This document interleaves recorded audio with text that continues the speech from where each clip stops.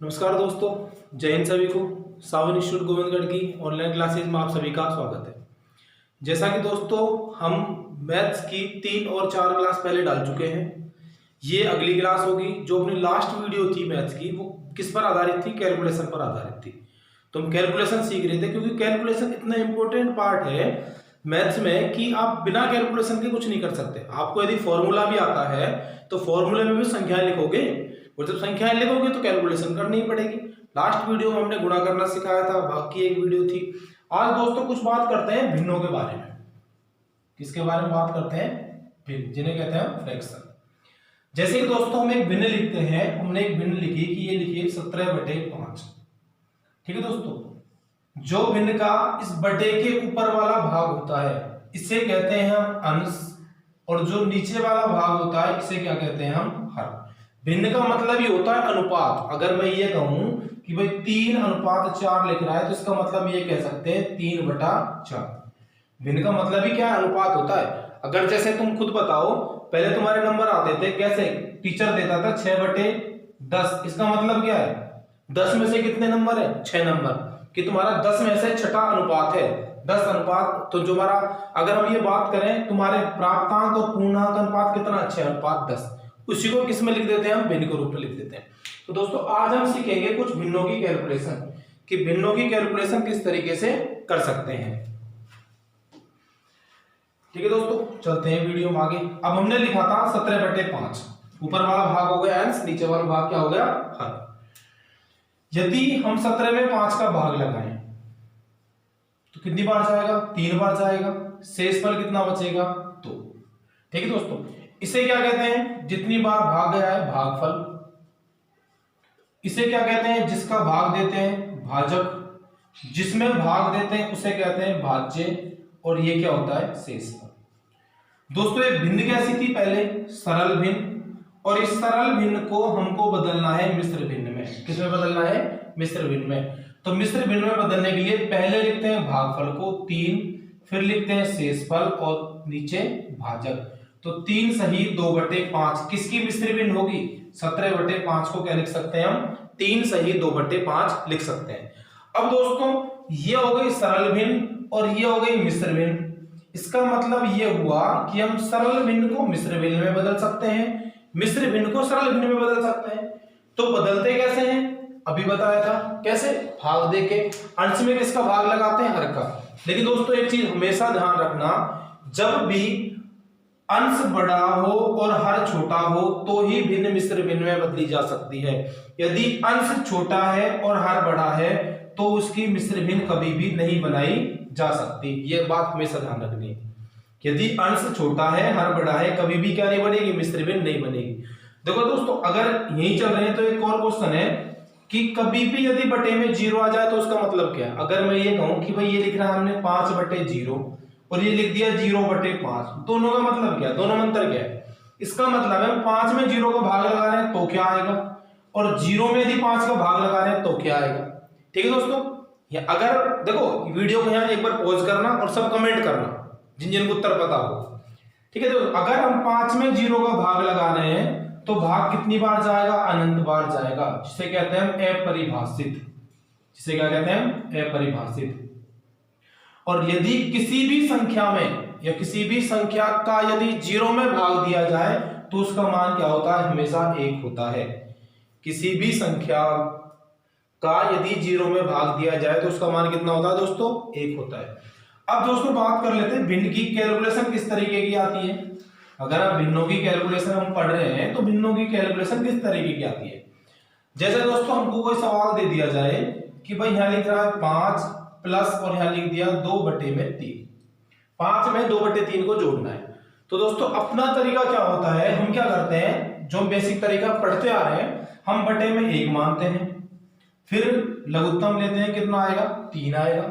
1 का भाग 3 में 3 बार, 3 पंजे 15, प्लस 3 का भाग 1 बार, 1 का गुना 2 से 2, तो ये क्या आ गया? 17/3। बाई चांस उत्तर हमारा क्या हो? मिश्र भिन्न में हो तो इसके हम मिश्र भिन्न बनाएंगे। कैसे? 17 में किसका भाग लगाएंगे? 3 का।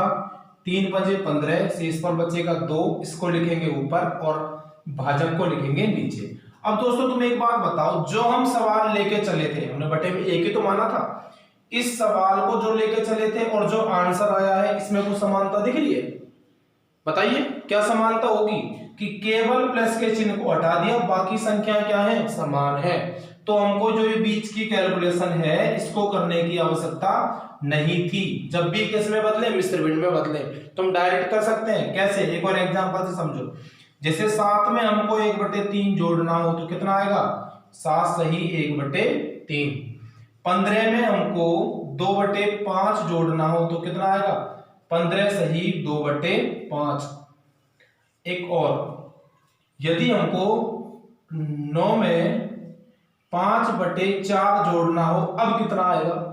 अब ये मत लिख देना 9 सही 5/4, बिल्कुल गलत। क्यों गलत है, क्योंकि कभी भी मिश्र भिन्न में हमेशा जो ऊपर लिखते हैं वो क्या लिखते हैं, शेषफल, और नीचे क्या लिखते हैं, भाजक। कभी भी शेषफल भाजक से बड़ा हो सकता है क्या, नहीं होगा। इसका मतलब इसको करने का तरीका क्या होगा, शॉर्ट ट्रिक से करें तो एक तो तरीका बताते हैं वैसे। अगर वैसे कैसे करते हैं, वही 1 मानेंगे, शेषफल कितना आएगा, सॉरी एलसीएम कितना आएगा, 4, 9 चौका 36 प्लस 4 एकम 4 5, 36 और 5 41/4। मिश्र भिन्न बदलिए, 4 का भाग कितनी बार, 10 बार। शेषफल कितना बचा, 1/4। उत्तर कितना आया, 10 सही 1/4। लेकिन दोस्तों अगर इसको सीधा हम करते, अगर इसको हम डायरेक्ट करते तो डायरेक्ट कैसे करते हैं, हमें पता है 9 में कितना जोड़ना है, 5/4। तो 9 को तो 9 रहने दो।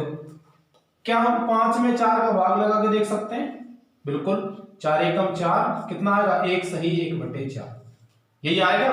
इसका मतलब 9 तो हमारे पास है ही, तो ये क्या आया, 1 सही 1/4। अगर कोई ऐसी संख्या बन जाए तो डायरेक्ट जोड़ दीजिए, 9 और 1 10 सही 1/4, तो उत्तर कितना आएगा, 10 सही 1/4। देखो क्या समानता। अब हमको इसको पूरा हल करने की आवश्यकता नहीं थी। कैसे करना है, इस तरीके से करना है डायरेक्टली। देखो दोस्तों एक और एग्जांपल लेते हैं। अब तुम उसमें बताना डायरेक्ट कैसे लिखेंगे। जैसे हमको 16 में 6 सही 2/3 जोड़ना है, तो अब इसको सरल भिन्न में मत बदलो, इसके बटे में 1 मत मानो, सीधा क्या करो, 16 में क्या जोड़ दो, 6, 16 और 6 22 सही 2/3 क्या आ जाएगा, हमारा उत्तर आ जाएगा। ठीक है दोस्तों, एक और बताना, थोड़ा बड़ा लेते हैं इसी में ही, सोच समझ के। जैसे इधर लिख दिया हमने 9, इधर लिख दिया 6 सही 1/3 प्लस इधर लिख दिया हमने 7/2। अब इसको कैसे हल करोगे, चलो थोड़ा बड़ा हुआ, कैसे हल करोगे बताइए। सबसे पहले यदि सवाल को हम यहां तक देखें कि भाई ये तो अंश छोटा है, हर बड़ा है, कोई दिक्कत नहीं, मिश्र भिन्न सही है, तो 9 में 6 जोड़ सकते हैं, 9 और 6 15 सही 1/3 प्लस यहां क्या आया, 7/2 आया। अब 7/2 हमको पता है इसको मिश्र भिन्न में बदल सकते हैं, तो मिश्र भिन्न में कैसे बदलेंगे, 7 में किसका भाग लगाएंगे, 2 का, 2 तिया 6, 3 सही 1/2, तो ये है 15 सही 1/3 प्लस ये क्या आ जाएगा, 3 सही 1/2। अब दोस्तों यहां सवाल को करने का तरीका क्या है, यहां सवाल को इस तरीके से करना है, तुम सीधा 15 में क्या जोड़ो, 3। हमने क्या जोड़ दिया, 15 में क्या जोड़ दिया, 3, और जो प्लस में चल रहा है वो क्या चल रहा है, 1/3 प्लस 1/2। आई बात समझ, 15 और 3 सीधा जोड़ दिया 18, इन दोनों को एक साथ जोड़ दिया। हमें पता है 15 और 3 कितना हुआ, 18। इनको यदि हल करेंगे लघुत्तम कितना आएगा, 6, 3 दूनी 6 और 2 तिया 6, तो ये क्या आ गया, 18 प्लस 5/6, और 18 प्लस 5/6 को सीधा क्या लिखते हैं, 18 सही 5/6। ये क्या जाएगा दोस्तों, सीधा आ जाएगा आंसर। हमको छोटी छोटी चीजें समझनी है, कैलकुलेशन वो नहीं करनी है जो हम बचपन से सीखते आ रहे हैं। हमको हमारा टाइम नहीं खराब करना है, क्योंकि आपको पता है जब एसएससी के यदि एग्जाम की बात करें तो 100 क्वेश्चन हमको मिलते हैं करने के लिए, जिसमें केवल कितनी मिनट मिलती हैं, 60 मिनट। इन 100 क्वेश्चनों में से 50 क्वेश्चन मैथ रीजनिंग के होते हैं। अब तुम बताओ एक क्वेश्चन के लिए हमको आधी मिनट का समय मिलता है, इसका मतलब क्या, हमारी कैलकुलेशन क्या होनी चाहिए, तो दोस्तों फास्ट होनी चाहिए। चलो एक और देखते हैं भिन्न का सवाल, भिन्न पे एक और सवाल लेते हैं, कैलकुलेशन बेस पर आधारित। लास्ट वीडियो जिन्होंने नहीं देखी है वो किस पे थी, कैलकुलेशन थी, उसका वीडियो का लिंक आपको इस वीडियो के डिस्क्रिप्शन पे मिल जाएगा। वो भी कैलकुलेशन बेस पर आधारित है। देखते हैं दोस्तों एक वीडियो, जैसे हमने अगला सवाल लिया 9 सही 1/3 प्लस 6 सही 1/2 माइनस 3 सही 1/3 माइनस 2 सही 1/2। अगर दोस्तों इस वीडियो की इस क्वेश्चन की यदि बात करें तो हम किस तरीके से करेंगे, ऐसे करेंगे कि 9 × 27 और 1 28 बटे में 3 प्लस 6 दूनी 12 12 और 1 13 बटे में 2 माइनस 3 × 9 और 1 10 बटे में 3 माइनस 2 दूनी 4 और 1 5 बटे में 2। हमें पता है 3 और 2 का एलसीएम कितना आएगा 6, 3 का भाग लगाओ 6 में कितनी बार गया 2 बार, 2 का गुना किससे करेंगे 28 से, 28 का गुना 2 से किया 76 प्लस में 2 का भाग 3 बार, 3 का गुना 13 से, 13 दिया 39 माइनस 3 का भाग 2 बार 10 दूनी 20, 2 का भाग 3 बार 5 दिया 15। जोड़ो दोस्तों 9 और 6 15, 5 और 3 8, 8 और 1 9, प्लस प्लस वाले एक साथ जोड़ लिए, माइनस माइनस वाले एक साथ जोड़ लो, 20 और 15 कितने हो गए 35 बटे में क्या चल रहा है 6। लगाओ भाग 0 और 6 बटे 6, उत्तर कितना आया हमारा 10। अब तुम बताओ दोस्तों यदि ऐसा कोई सवाल हमारे एग्जाम में आता है तो क्या हमारे पास इतना टाइम होगा कि हम पूरे की कैलकुलेशन करके फिर आंसर निकालें? नहीं होगा। तो हमको कैसे करना था, सीधा हमको ये देखना था कि यहाँ 1/3 प्लस क्या है, तो 1/3 कहीं माइनस का है, बिल्कुल है, ये रहा, क्या कर दिया हमने काट दिया। यहाँ 1/2 प्लस का है, कहीं 1/2 माइनस का है, बिल्कुल है, इसको हटा दिया।